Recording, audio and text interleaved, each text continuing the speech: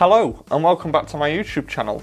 In this video we're going to be talking about how to practice when you just don't feel like it. And I'm going to give you some tips, tricks and methods to help you improve when you're tired and you just don't have the focus and time to do a full practice. From time to time you can find yourself in a situation where work has increased or homework has increased and you just find that you're struggling to keep on top of playing the piano as well. Now I've already done a video on how to stay motivated at the piano, so you can go and watch that here.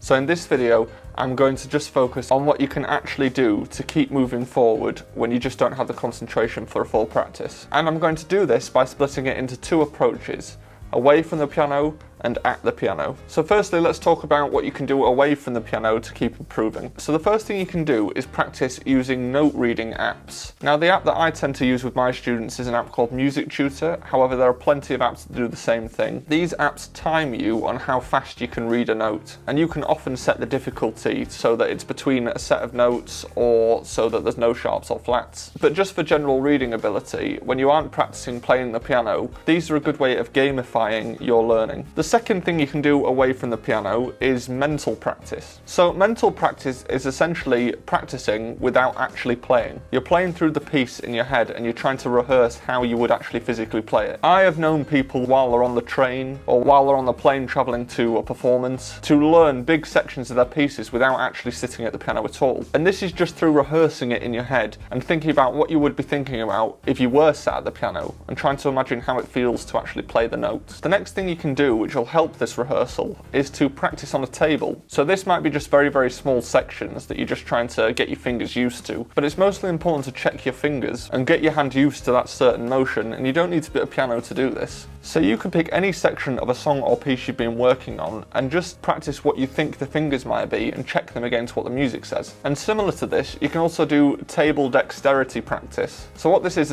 essentially trying to strengthen your fingers. It's very much like that coin rolling technique that people do, but you can do it with various patterns, something like this. And you can also practice moving your finger, your wrist, and then your arm, so you get used to the different techniques involved in playing piano. And the last thing you can do away from the piano is practice music theory. So this is things like testing your key signature knowledge. Do you know the key that has 5 sharps, for example?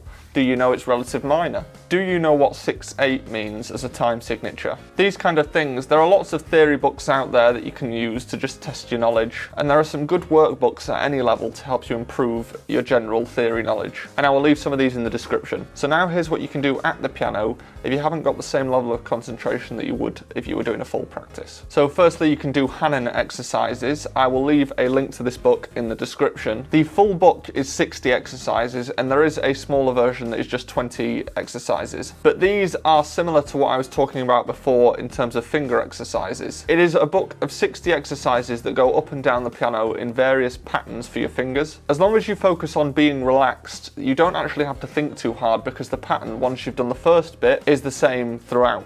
The next thing you can do is dynamic variation practice. So what this means is that you take some section of a piece that you are very comfortable with. It can be one bar, it can be a very small section of any song, and you just focus on listening and how loud you are playing, and is that the right dynamic? Can you play it very quietly? Can you play the same thing very slightly louder? And you're more focusing on how you want something to sound rather than learning. This type of practice is very good for just becoming very musical with your playing anyway, but it also requires very little concentration to just sit and play something and try and make it sound nice. The next thing you can do if you still have notes to learn in a piece is just do the last bar of the piece or the last couple of seconds of the song. I often use this as a method with my students, starting from the end rather than starting from the beginning, because what it means is that you aren't tempted to keep playing on, but it also feels like you're starting something completely new, and it feels very manageable when it's just a very small section. And you can allow yourself to stop once you've learned that bar, or if you feel like you've got enough room to learn more, then just go a bar backwards and learn the last 2 bars. The next thing you can do is practice improvising. Now improvising for me is a key skill in playing the piano anyway, and it's something that is often neglected in standard piano learning. But improvising, put simply, is just making something up on the piano. And if you don't want to think too hard, what I would suggest doing is to just try and find chords that sound nice, or find a melody that you think sounds good, or try and play something only using the notes of of a certain scale, or you could even try and represent an animal or something like that. The point is that improvising is actually a fairly relaxing way of playing the piano, because you actually don't need too much theory knowledge anyway to try and find something that you think sounds good. And you never know, could become a #1 in the charts. And the last thing I would suggest doing is similar to improvising, but it's actually just finding chords and writing down those chords. The reason for this is that it will help three things. Firstly, it will help your chord knowledge. It will help you understand what chords are and how they work. Secondly, it will help your technique because it will help you find chords that are unusual and put your hand in different positions. And thirdly, it will help your improvisation and your songwriting, because once you've written these chords down because you like them, you'll find you'll probably start using them all the time. If you have any experience with practicing when you're tired and you have any methods that you want to share, then leave those in the comments. And if you found this video useful, then please leave me a like and subscribe, and I will see you next time.